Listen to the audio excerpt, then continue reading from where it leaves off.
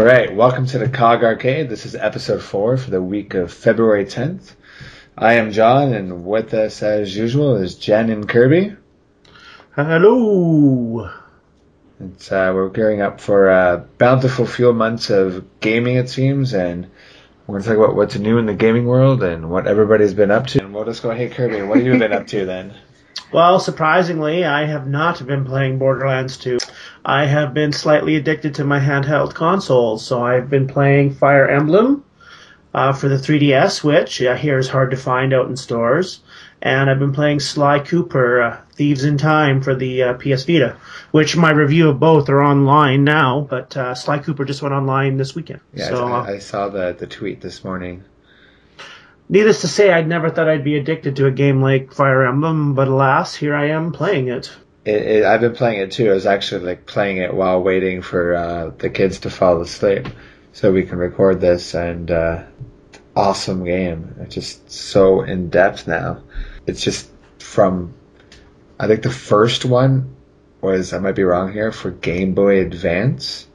It may have been for a different system, but it was back in that age when I started playing it, and where it's come from back then to now is just simply crazy of all the new stuff they've added into this game and how the 3DS just makes it even better. But I'm taken back by the sound too. The music is phenomenal. The presentation is just great. Jen, it's a game I know you'd play, but I know you're 3DS-less. I'm 3DS-less, I know. Which I'm kind of regretting now because I used it to trade in towards my Wii U. So. Which gives us more incentive to make you review the Wii U games. Well, we're probably going to be getting a 3DS XL because my wife loves Pokemon probably just as much as I do, and she's like, no, I can't stand playing on the 3DS because it's so small compared to the DS XL. So she's like, well, we got to get a new one just so I can play that game comfortably. And I'm like, all right, fair enough.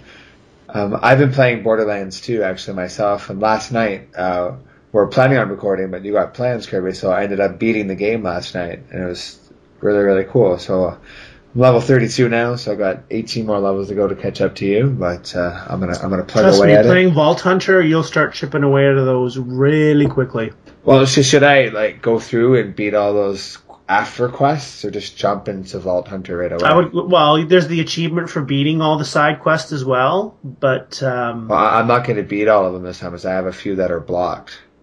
Oh, really?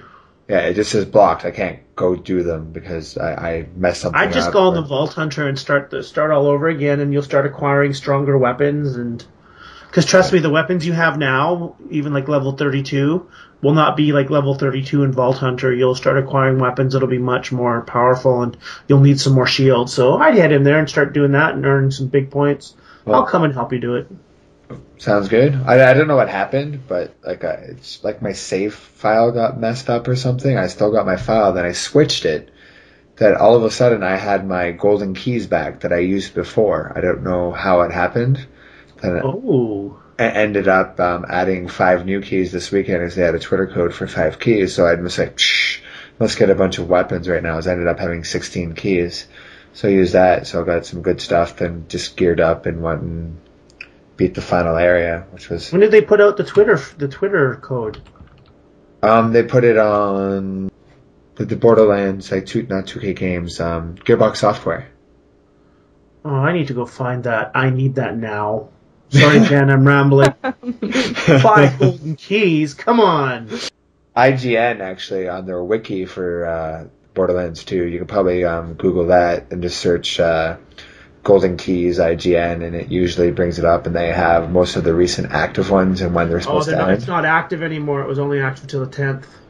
Generally, they do one about every weekend, so you can probably just keep an eye on it, and I'll try to remind you. So, yeah, that's all I've been playing is Fire Emblem and Borderlands 2, and I'm really addicted to this iOS game. I think I talked about it last time, I'm not sure, but Dungelot.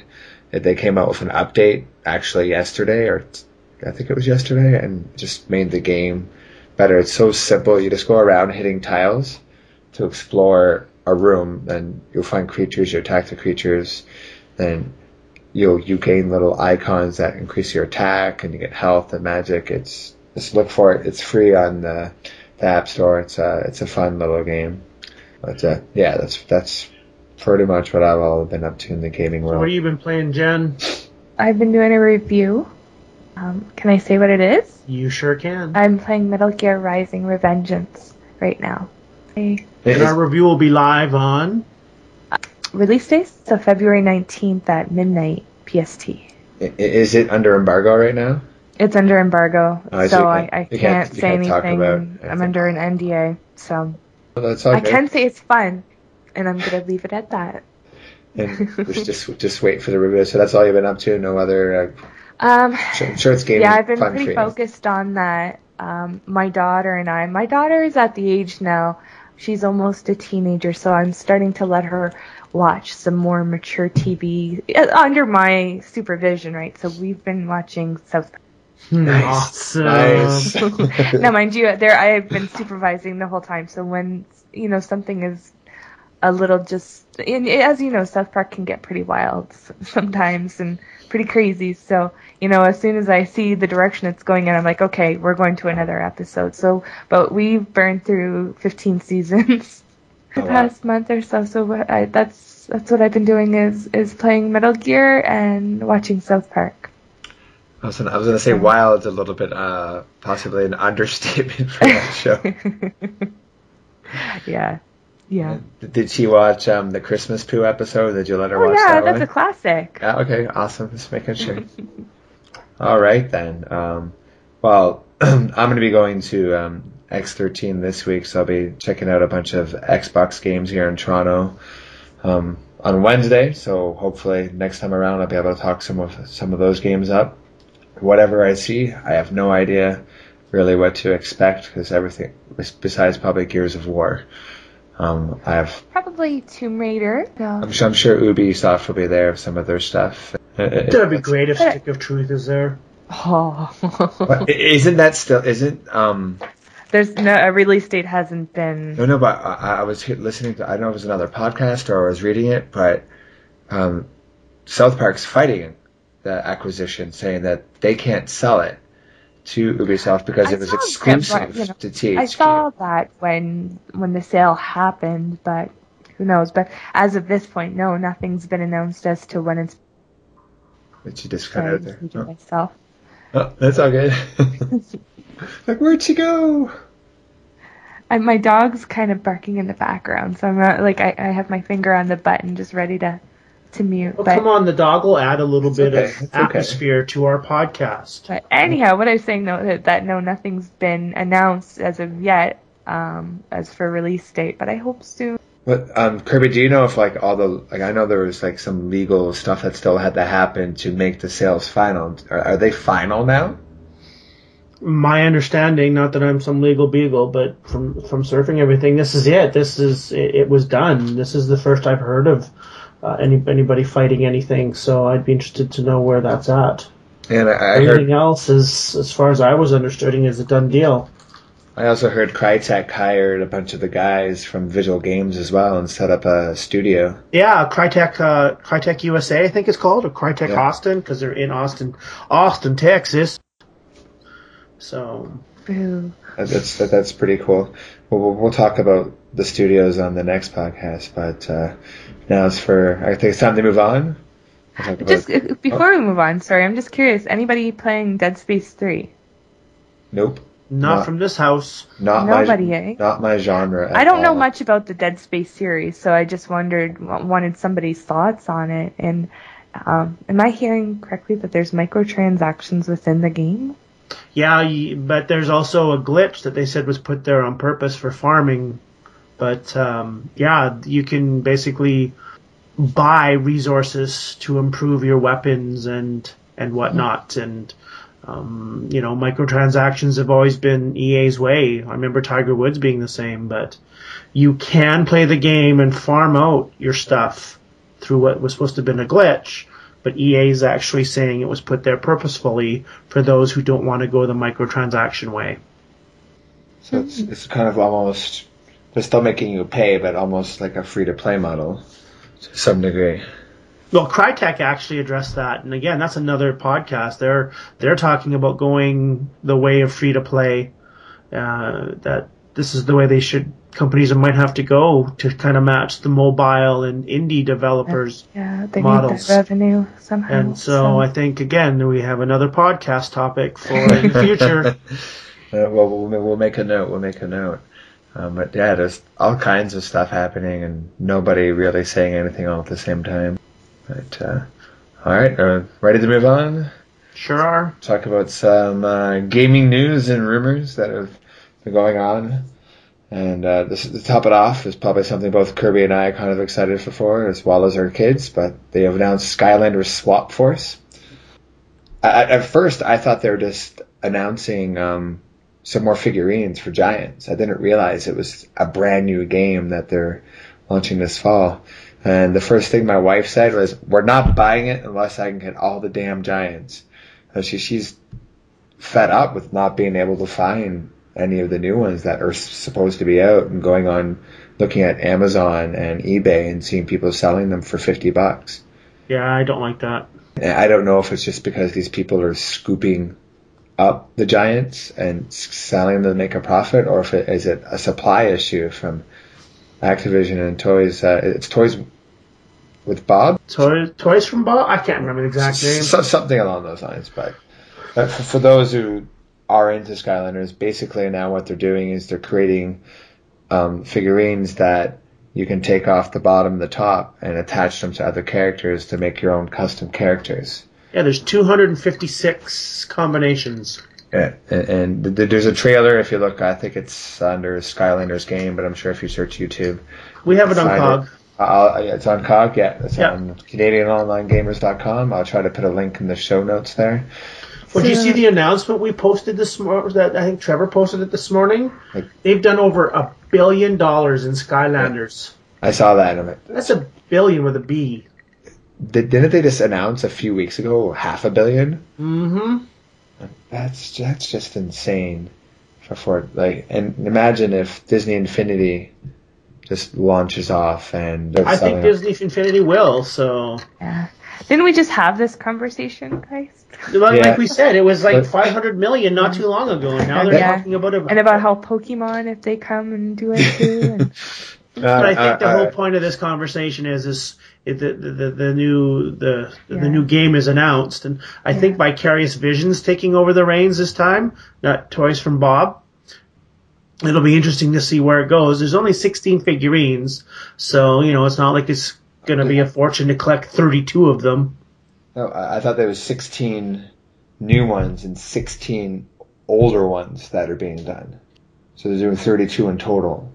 Says Swap Force lets Portal Masters reconfigure 16 special Swap Force characters into more than 250 unique combinations. Okay. So regardless, new Skylanders. I just hope they don't do what they did with some of their other franchises, these yearly releases. Yeah. Especially ones that need a peripheral. Like, sooner or later, parents are going to say, enough's enough. Yeah, I'm already almost at that point. Enough is enough. Like, we've invested a lot, and you can't get... Like, I can't find Thumpback or... who's the other guy? Eyebrow anywhere. But I saw on Facebook that Willow... I went there, and it was already gone. It was already gone. I'm like, Kirby, get it for me! I will pay the shipping. Just take it out of the package and make it small as possible. We will buy it. It'll be cheaper than buying it on eBay. But yeah, we can go on. We can make a Skylanders podcast separate, probably, for Kirby and I to talk about. But something I'm excited for. We'll get Jen hooked one day. It'll be her Pokemon, and then she won't stop. I don't need that. No way. It's expensive. Like, how much money? Literally, probably spent over $400 on Skylander figurines. Yeah, they definitely have our money, that's for sure. But they're fun. My kids play with them. My daughter is 10 months old. Chews on the bottom of them as a chew toy. So a multi-purpose toy. But what I'm excited for on this next topic is the Borderlands 2 DLC pack. It's making me decide if I should invest the money in a season pass or buy this disc that they're going to be coming out with the downloadable content that they've released for Borderlands 2 so far. And my question I was talking about with Kirby yesterday on the phone was, is it kind of a slap in the face to the people who bought the season pass already?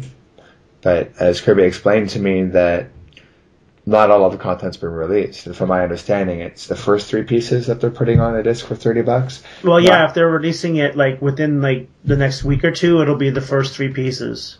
Because the 4th is still to come. And that's where the season's pass was, I think they said it was basically like buying 3, get the 4th free. So I think maybe that's what they're doing, right? Is for those who didn't buy the season's pass, they can buy this now, and away they go. So I don't think it's a slap in the face to those who bought the season's pass. Because, again, that 4th one's not released, and they'll get in 3 pieces, which are good. My favorite of the 3 was the Torque. The Torque campaign. It had the best weapons in my eyes, and... Oh, okay. Sorry, I'm misreading here what it includes. It includes Captain Scarlet and her pirate's booty, Mr. Darg's campaign of carnage, along with the Necromancer, in addition to the Creature Slaughterdome Battle Arena, the Gearbox Gun Pack, and a Skyrocket Grenade. So it doesn't include... Sir Hammerlock's Hunt, which was the last one, and then whatever the 4th one's going to be released. So yeah, then the Necromancer was free if you pre-ordered the game, and it's a fun character. Don't get me wrong. The Carnage one, I've never. What was the Carnage one you talked about? I know what it is. It's basically it's just going in and it's like Horde mode, if you want to call it. Okay. You're competing against numerous waves of enemies, so it's. You do get loot, and there is a Uber rocket launcher to be had at the end if it drops in the loot drop. And then of course the other 2, but the Torque the Torque campaign, the one you mentioned, is phenomenal. It was my favorite, and it's got a great raid boss. Awesome. Well, now that I know 100% what's in it, I'm probably not going to get it, as I thought it was including most of the DLC levels. I got everything else. I already have the Necromancer from pre-ordering it, and I got, I'm pretty sure I got the Slaughterdome.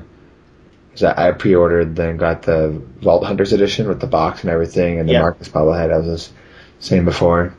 So I got a lot of it already. But that's cool for people. There's still lots of places in the US where they don't even have high speed. So it's good for people who are fans of the series, and they can still get that content. Amen. I don't think it's a bad deal at all. I don't know if you guys saw this trailer or if I was the only one, but there's Stargate SG-1 Unleashed video game coming. I'm not sure if it got canceled, but there was a Stargate game, MMO, in the works a while ago, and I was kind of excited for it and haven't heard anything about it since. I'm a huge Stargate fan. I own every single season of SG-1 and Atlantis, and not so much, never got into the new series universe, but it's just taking the actual images of the actors from the series and putting it into a game for SG-1 fans just to get into that universe, and that universe is huge. So, did you guys check it out or see it at all? No, I haven't. I didn't even know there was a game. All right. So we'll slot this into John's an Uber science fiction nerd, and for people who want to talk about Stargate or looking for more info on it, feel free to shoot me a tweet or whatever, an email, and we could talk Stargate all you want. Sci-fi nerd, amen. Yeah, well, my wife's in it too. When we were dating, we would watch a lot of Stargate, and this got into it. I think we're dating, but yeah, we just bought the first season one Boxing Day deal for like $10 and was just hooked ever since. So we watched a lot of TV shows on DVD. Anywho, the Ouya is coming out soon. Is it March it comes out? I think for those who sponsored it on Kickstarter, they get it in March. Yeah, for some reason the July is in my head for the actual release. I think it'll be available at retail in June, but those who sponsored it via Kickstarter, I think they get it in March. So, but did you guys see that they're going to be releasing an Ouya every year? Every year. They're also releasing it at EB Games to sell as well. Just as a little side note, they made a deal with interesting retailers to sell it in store. But every year, back to that point, that's just stupid. Well, yeah, that brings up a point. Like how they say, but no, it'll work. The games will work on previous versions. Well, I'm sorry. The current one, the one that's being released this year, is based on the Tegra 3. The Tegra 4 has already been announced in terms of its chipset, and that's obviously going to be the next one. There'll be a Tegra 5. Like, how are you going to be able to make it backwards compatible to the first version? I don't think it's going to be that expensive, but still, isn't the whole point of buying a console kind of with the idea you're not going to have to update it anytime within about 5 to 7 years? Yeah. I'm sorry, that's just my soapbox. Yeah, it's to save money for. Like, I wish I could afford to be a PC gamer, but I can't afford to keep on upgrading my video game to play the games I want to play. Yeah, Right. and this is why something like a Steam box is some interest to me. So. I just feel you would have to upgrade too much, but... Well, I hope the Ouya is successful, but I think some people are getting the wrong idea about it. The people that know about it understand it, but the people that don't think it's a new console, cool. It's $100. It's basically it's a tablet or mobile phone on steroids. Mm-hmm. And people have to understand it's not going to be a PS4 or an Xbox 720 or maybe not even a Wii U. Who knows? It's just it's a little tiny box. Yeah. I think the games, obviously the indie market will be great on it. Yeah.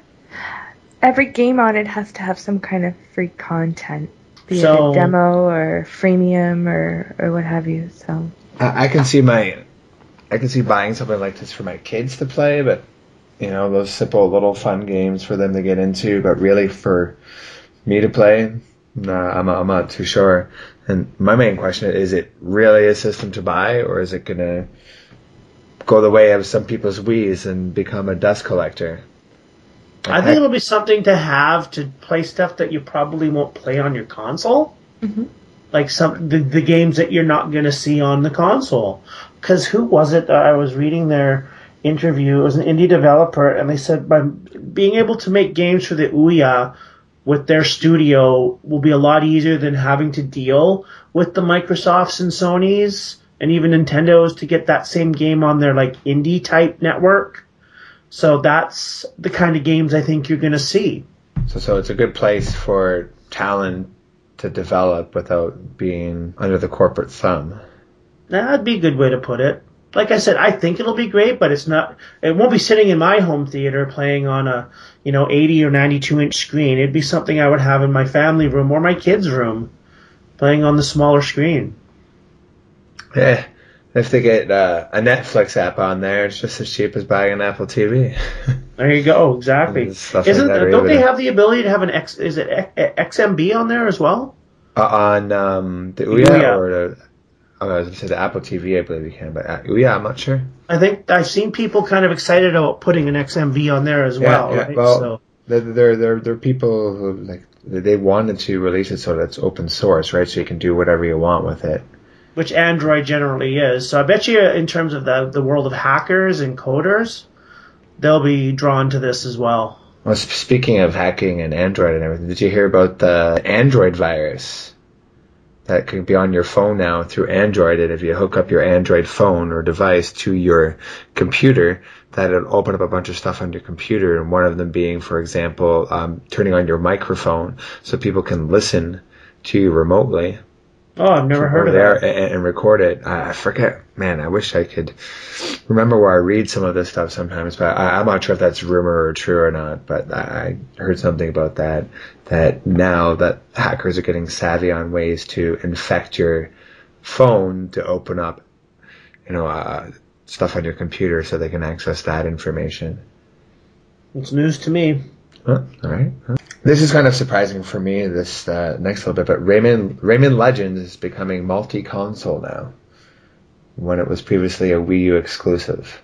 What do you guys make of that? I think both of you were a little bit more excited for that game than me. Well, Jen, you go first, because I'll start ranting. I don't really have anything to say on it. I'm somewhat disappointed. I know it's a business decision, and at the end of the day, big businesses make decisions for their reasoning, but I think this is a big kick of sand in the Nintendo fans as well as Nintendo as a whole. A lot of Nintendo fans and Rayman fans were excited for this, and that's what their Wii U was one of the main selling features for them. And I'm sure Nintendo put some money behind the marketing, and it was hyped at E3 as the exclusive, and they showed the touchpad game style of it, and then it's basically ready to go. And they're like, no, we're going to wait for the PS3 and Xbox 360 versions, then we'll launch them as well. And to me, it's like they're saying, we don't think you're important enough to release it even though it's ready. We're going to release it with the other people, even though you probably bought the console in expectations, especially if you're a fan, for this game and for its features. I see that Ubisoft reached out there not too long ago and said, oh, we're going to give you an exclusive demo. Well, whoop-de-doo, an exclusive demo is not going to do anything in terms of, being that's not an apology. And at the end of the day, though, they really don't owe Nintendo fans anything. They don't owe anybody anything in that realm. So I think this is a bad PR issue for them. And personally, release the game for Nintendo. Make it an exclusive for 4, 5, 6 months. The Nintendo fans are going to be happy, and then those who don't have the Nintendo Wii, then they can have it on an Xbox 360 or their PS3, then they'll be happy, and then everyone's happy. I just think it was a bad decision on their part. Why wouldn't they release it early to generate those sales? Well, they're saying that they release games, multi-platform games, all at the same time, with the odd exception. And I find that strange because they released the Wii, Xbox, and PS3 version of Rayman. Then they released the Vita version. Then they released the PC. And then, of course, last but not least was the 3DS. So they don't release everything all at once. So they could have done this, and I think they should have released it on the Wii U first if they eventually decided to go multi-platform. But on the flip side, what does this tell you about how they're viewing the Nintendo Wii U? To me, it's still it's still a baby. Like, there's so much potential, and they just need to find those 2 or 3 killer games that are going to make people just love it. Like, there's all kinds of games I can imagine myself being on the console that would help sell it. First and foremost, there is a legion of Pokemon fans. I think the Zelda might, not the HD remake, but like the new one will help. They need a system. Well, there was an article just recently, too, about Activision not having a lot of... they were a little disappointed in the Wii U sales to date. And, if you've got Activision, which is pretty much now, I think, the biggest third-party publisher, and you've got Ubisoft, who's a huge third-party publisher, and even Nintendo, you haven't heard much from them anymore since they launched their, Madden and FIFA games and whatnot. They haven't said much. I really wonder where the Wii U is on the scheme, the scheme of third-party developers. But again, as we keep saying today, that's a whole different podcast. Yeah. In terms of Rayman, I think it's disappointing. I think Ubisoft, personally, somewhat owes it to Nintendo fans to release this if it's ready. Like, why not? It's not going to hurt you. And then on the flip side, they can give it to the PS3 and Xbox owners in the fall when that version will be ready. So that's my big soapbox on that. Fair enough. And the last little bit of news we're going to talk about is Skyrim downloadable content is finally coming to the PlayStation 3. Now, Jen, did you play Skyrim? I put about 60 hours into it, but I haven't really played any of the DLC. I don't want to be taking over the podcast because this isn't Kirby Cast, but... I've played it as well. Not too much, none of the DLC, but I still have to get a lot further in the game. I just got distracted by other games, as I know it's a time sink. You're going to put a lot of I started playing Skyrim and Kingdoms of Amalur at the same time, which is a mistake because both those games are time drains. But yeah, it's a great game. I definitely want to get the DLC. My wife is kind of like a Sims type fan, so she definitely wants to play around with Hearthfire. It's Dragonborn, and what's the other one? Oh, I don't even know because I didn't play it. But my biggest issue with this, and I think one of our community members, Creeping Judas, had mentioned, he's like, I've left that game a while ago. In terms of having no additional content, and now they're releasing it. so late into the life cycle of the machine, as well as so long after the game is released. And didn't Skyrim have a lot of issues when it was first released on the PS3 as well? For the PS3, yes, there is like some lag issues and I think some game save issues. So, I'm kind of wondering, personally, again, I think it's almost too little too late. I really do. Great, the price is great, but are people going to come back to it? Like you mentioned, there's other games out there. It's a tough market. Did CJ get it for PS3 himself, or was he was playing it for the PS3, and he was quite choked, and he'd mentioned it on the forums that it's not coming out for the PS3. What a mistake! And I think he's right. It would have been nice to see it come out at the same time, so those who had that platform of choice could have played that content when it was relevant. Is it relevant now? I don't think so, but I've been wrong before. Did they ever explain why it never came to PS3? I never heard why. I don't know. Did you hear, Jen? Not at all. So that's funny how we don't really know, well, not that we're the all-end-all here, but I never heard why, and then all of a sudden they're releasing it and at 50% off, so strange indeed. All right. That's all we got for some news and rumors and stuff. Speaking of Bethesda, they're going to have their food truck. What's that about? They have a food truck? I saw that tweet, and Trevor's all excited for it, right? And if I go to PAX, it's going to be there, so... It's free food is what it comes down to. And, hell yeah. And who doesn't want to pass up free food? Usually they have good barbecue-style food, so... get in line with the other fans of Skyrim and feel free to chow down on a turkey leg or chicken or whatever they have. Deep fried pickles. Ooh, those are good, actually. I went to a Renaissance fair one time and they had those on a stick and just selling them out of a barrel. The old deep fried pickles? Yeah. The old. Yeah. They were old. Because nothing says medieval times like deep fried pickles. Well, yeah. And light beer. Yeah. Light beer, yeah. Good times. All right. So we came up with a featured discussion, something that we're going to probably pick one topic and zone in on. And this week we're going to talk about the next generation with kind of focusing a little bit on the PlayStation 4. Sony is having a big announcement on February 20th. And a lot of speculation is that it's the PlayStation 4 being announced from their little trailer. Have all of us seen that trailer? They're going to announce a Vita Slim. You heard it here first on COG. A new Vita? They're going to bring everybody to New York for a Vita Slim? Can't you understand? Vita XL! A Vita Slim, really. It's small already. 3 analog sticks. It's not only going to have a back pad, it's going to have side pads now. And it's 4D. Yeah, for extra vigorous rubbing. But it's funny, all this news of this big announcement, and really it's just run rampant. Odds are it's the PS4, but could you imagine if it wasn't? They were waiting for Xbox to announce it, I thought. But I guess that went out the window. I heard somebody say, hey, watch out, February 19th, Xbox is going to have a press conference. just to get out. Kirby, you're going to the MVP thing next week. They're going to have a press conference from Microsoft, and we're going to be there. Yes. But you know what? I'm excited. I'll tell you why. And as much as the Xbox has been my platform of choice, we're due for a change.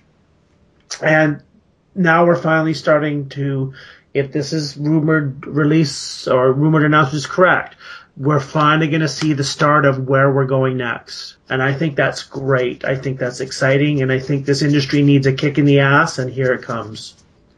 I don't know. I kind of hope it is, and all at the same time, oh my god, where am I going to get the money to buy a new console when it comes out? And which leads to, how much is this thing going to cost this time? So how much was the Xbox when it first came out? $499? Yeah, it was about $500, and Sony's was $600. Can they really come out with a price that this time around? They can't. I don't think they can.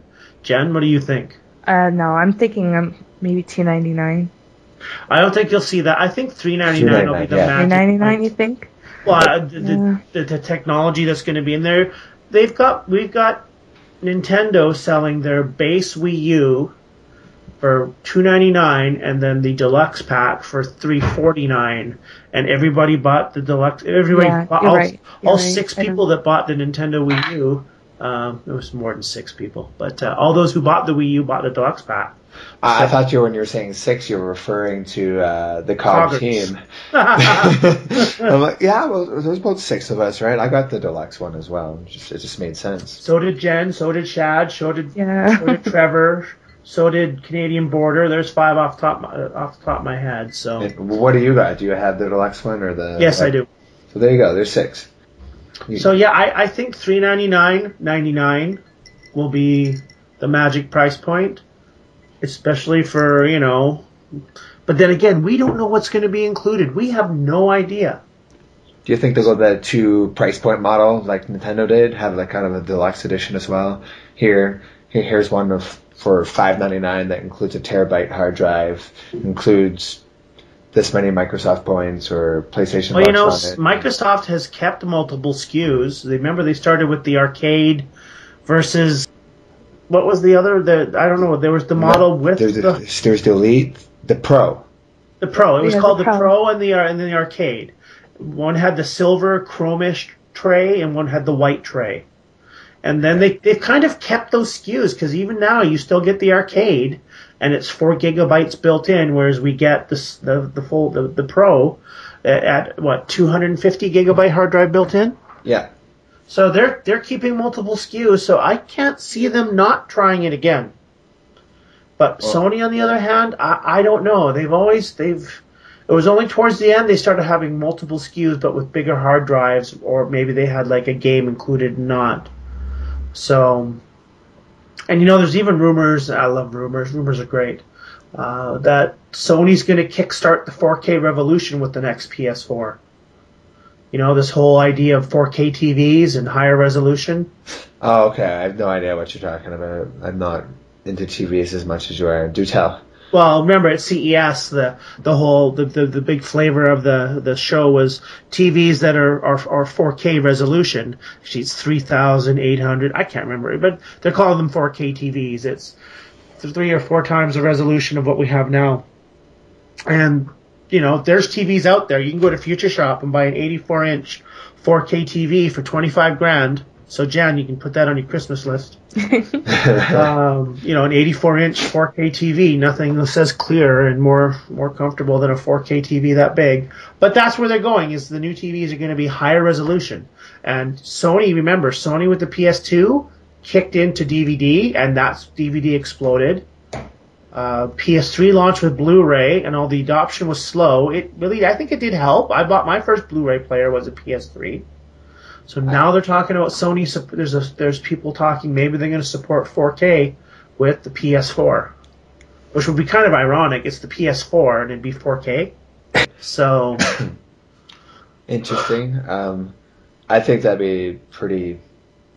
I don't think that'd be a smart move.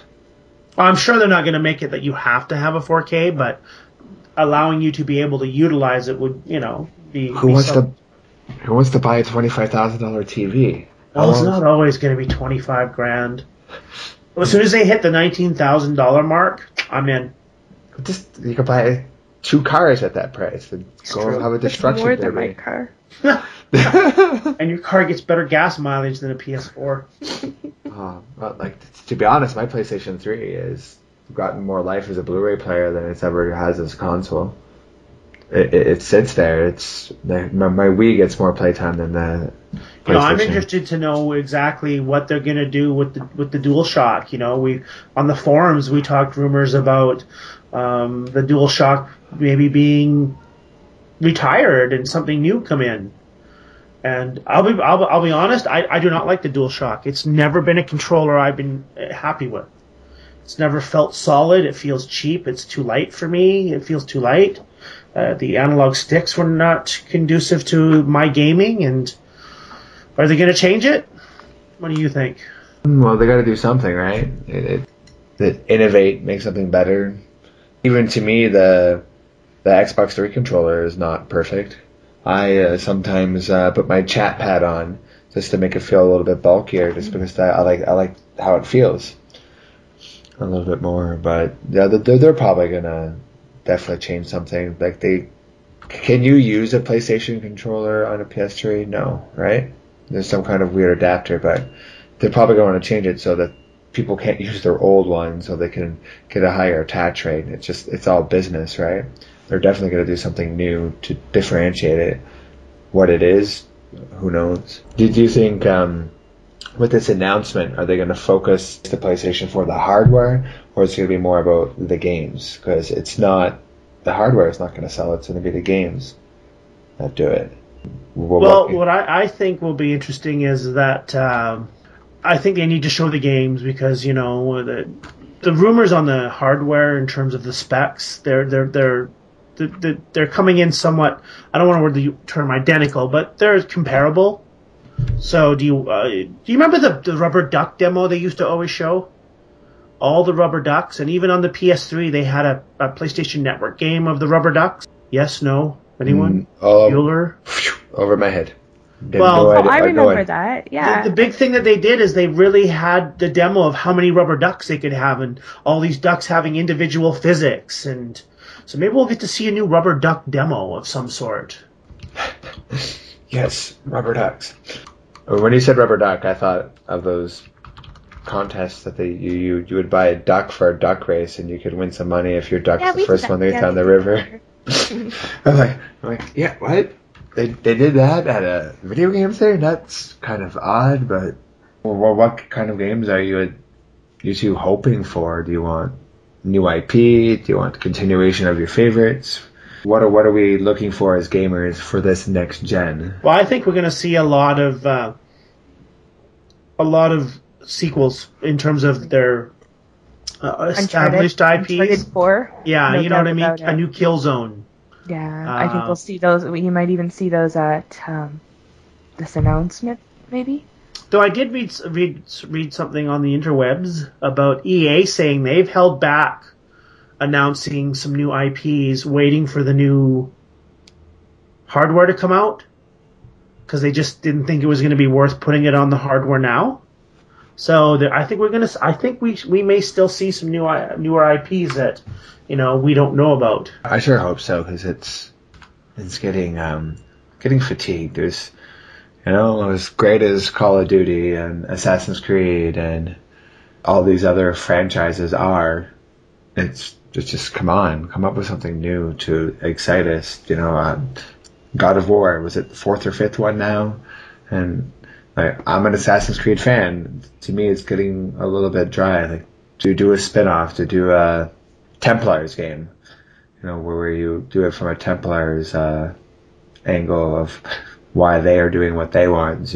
I don't know what you would call it, like the Templars, the Templars rule or something like that, or just something different to excite me. Like, I want to play, what's that game that came out from Bethesda? Can't remember. Dishonored. I want to try that out because it's new. I've just heard so many good things about it that I want to try it now, just because the story is amazing.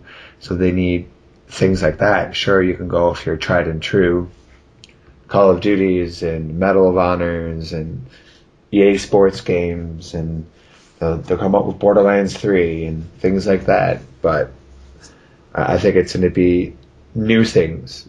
With Xbox, that Bungie's new game, don't they have some kind of timed exclusive with, Destiny? Yeah. So I'm pretty sure that's a timed exclusive for Xbox, where they get it first. That's going to help sell their system, and that's going to be brand new IP. People are going to be like, Bungie, a new Bungie game? They're going to freak. That's kind of how I feel about it. They need new stuff to sell these systems. The franchises aren't going to cut it anymore. I don't know where you guys I think people will come back to the franchises. That's the whole point of what they were, and come on, like, look how well Call of Duty keeps selling. Look how well Halo keeps selling. Look how well Uncharted has been selling. Hey, geez, maybe we'll see a Gran Turismo 6 in another 3 or 4 years. Never know. Gran Turismo was a great series, then it died down, then you have your Forza ticket. Well, what do you think of the rumor of Project Gotham Racing 5? I think it's great. I played PGR3 to death when it first came out. And, our community, before it evolved to where it is now, we played a lot of Project Gotham racing on Fridays and Saturdays. So I think it would be exciting to play that. Is there any games that you're hoping for, Jen? Like, what do you want to come to this? What are you hoping for the next generation? On the PS4 or in general? Period. Oh Period. boy. Definitely new IPs. I'm getting definitely fatigued with what we have now. Fatigued. That's an interesting way to say it. Well, really, because I'm bored with everything. It's just more of the same. So I guess that would really bring what they need to do something with the hardware to allow something new to be done, I think. You guys were talking last time on the last podcast, we were talking about how February, March is crazy months. Maybe I'm at a different level of fatigue, as we say, than you guys, but nothing really hardcore excited me for February or March. Everybody's Dead Space 3 and all these games are coming out, and there is a good chunk coming out, but I only picked up Fire Emblem because I had some trade credit and wanted a new game. I wasn't really going, I need to buy something, or I need this game. Oh my god, it's going to be amazing. I'm pleasantly surprised on how well it is done this time and how they've changed that genre. It's kind of, I can't think of any games I want to buy in the next few months. I'm waiting for stuff to be announced for this fall. But, yeah. Well, I was surprised that, too, like we talked about games for this fall, with GTA's release date being pushed into September. That's really on the cusp of when the new machines are rumored to be coming out. So, are some of these games that are going to be even later released going to see a next-gen conversion to have or be better on these new machines? That's something to think about as well. Yeah, were they like multi-platform? So yeah, like release on what they are now, and then, you maybe even later you'll see the 720 or PS4 version of a Grand Theft Auto 5 be released. So that kind of brings a whole second idea in the back of the head, because again, I think that's the latest I've heard of games being released now is September. Yeah. I don't think there's anything else released. I don't think you've heard anything announced after that. I guess February the 20th will be a big day, and we're gonna do a short podcast too after that, aren't we? To kind of discuss it. I know you and I have talked about it, but we haven't really touched base with Jen quite yet. As you and I were sure. just. Yeah. Jen's like, what? What? Well, we'll catch up right now. We were hoping that when Kirby is at his MVP summit on the Sunday there, and that's is that after the announcement? Yes. No, we talked about. Well, we don't. Here we are doing it, but we talked about bringing the special guest on Sunday after your X13. Yes. Sunday, and then do a podcast that we can combine in with after the Sony announcement, because I get back from the summit, my trip on the Thursday itself. And the announcement's on the Wednesday, so... We shall talk about what's happening next later. That'll be some good times. We'll find out all this info and talk about it a little bit more. So my question to both of you, Jen and John, are you guys excited for the announcements? I know, I hesitate. Yes and no. I want it to be awesome, but I want it to be affordable. At the same time, I'm happy with my current systems. I'm happy with the game. It's just kind of, I don't want to spend that money right now. I'd rather spend it on other things, and then I'll start saving up on my trades and things like that. I see how advanced they've come along with this console cycle, and how great the games look, and how well they work with these games now. So now we're going into their console cycle. So, now we're going to see. I don't know if I'll be an early adopter. You know what I mean? Like I'm scared of, the Red Ring incident. I don't know. I don't know if I'm excited for it. I think that they've 7. Is it 7 or 8 years? It'll be 8 years for the Xbox, and that's unheard of for a console. You remember? I think we talked about last podcast. Usually 5 years is the life cycle, and we've gone far above and beyond that life cycle. And I think developers are coming to the point where what else can they do on these machines? And maybe the extra horsepower and extra features will not only, this is again soapbox time, will allow them to take some extra chances because they know they have the ability to utilize something new, so maybe some new creativity will come out. On the flip side, and this is somewhat tech talk, the extra horsepower will give them the ability to even help their AI and, help the programming to the point where they're not going to be constrained and have to cut something that they've had to cut during this generation of games. Because nothing frustrates me more than you're playing a game, an action or an FPS, and Trevor had coined the term band of idiots, and your computer AI runs in front of you or just stands there shooting the other way, or the enemies stand up right in front of you and they're like, oh, hey, hit me. You know what I mean? Like, maybe we'll be able to start moving beyond what we've seen now. So you just coined tell Trevor he's coined the name for COG's first indie game, Band of Idiots. We'll get somebody making it. For the next generation, of course. It'll be an arcade title. We'll get our developers on that. All right, Kirby? Roger that. But yeah, I'm sure I'll be excited when everything's announced and everything's laid out. It's just but here's my worry. Like, Jen was worried about the Red Ring. I got excited for the Vita. I went up and got the Vita, and my Vita is sitting over there in the drawer and hasn't been touched probably in 2 months. And it's because of lack of games. There's no game I really want to play. I got a few games on there that I enjoyed playing. I downloaded some older games, the tactics games that I like Final Fantasy Tactics. But well, you know what? Side note is that Sony did announce they recognize they need to kind of get on that Vita bandwagon more. So, to address that, I hope they do. But yeah, I see your concern, but I think that these two consoles, the PlayStation 4 and whatever they want to call this next Xbox, they know that they have to be on top of their A game. They know how important these consoles are to their business model, and I don't think we'll have to worry that way. It's just interesting, and again, I love this. What we say, this is a whole nother podcast. First parties versus third party. How much exclusives are we going to see? And then, just to wrap up this conversation, and before we wrap up the podcast, I did have a question coming through Twitter related to this next generation console talk from his Twitter handle is at Vereen Jubal.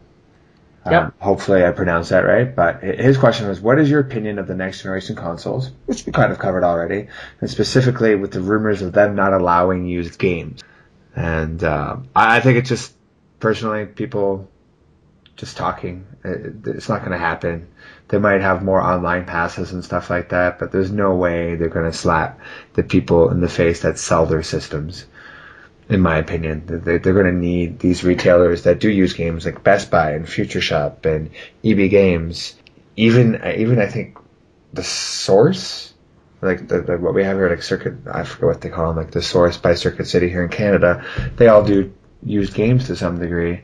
There's even Amazon lets you send in used games now. So there are people that sell their systems. I don't think they're going to have a little magic code that makes them console specific, but that's my opinion. Well, without stretching this into an hour and a half podcast, I think that it's a bad idea. I think they need to do something like the Seasons Pass, where you pay to buy the game and then you pay to play it online and whatnot. But that some of that money that you're paying for does go to the developer, because I know part of the problem is when a used game's sold, the developer's not making any money. They only make the money on the new game. So I personally think somewhere that needs to be done. But for Microsoft to lock out used games, I think is going to be dangerous for themselves. They're going to lock out a whole bunch of users. And, as much as I dislike EB Games or GameStop's business models, because I think used games accounted for 43 or 48% of their total income. There's the mom and pops that also survive on used games. And I love going into those places, and I would hate to see them struggle because of that. So crossing my fingers that they do some kind of online pass kind of code thing that you can walk into a game store buying a used game, and then you go online and buy the new code for $10. And away you go. Yeah, this has been our fourth episode. You can, we have... Yay, number 4. Number 4. With number 4 comes our own Twitter for the podcast is at the COG Arcade. You can also follow at Game Canadian for review news and any other news that pops up, as well as contests and whatnot. If you want to follow us personally, there's myself at Johnny XEO. There's Kirby at Kirby_Y and Jen at Jen Dingle. Yep. You can find us on Facebook, CanadianOnlineGamers.com. And that's a wrap. Bye, everyone. So long, everyone. This episode of the COG Arcade has been brought to you by Straight Up News, the community and gaming news show for the Canadian Online Gamers Network.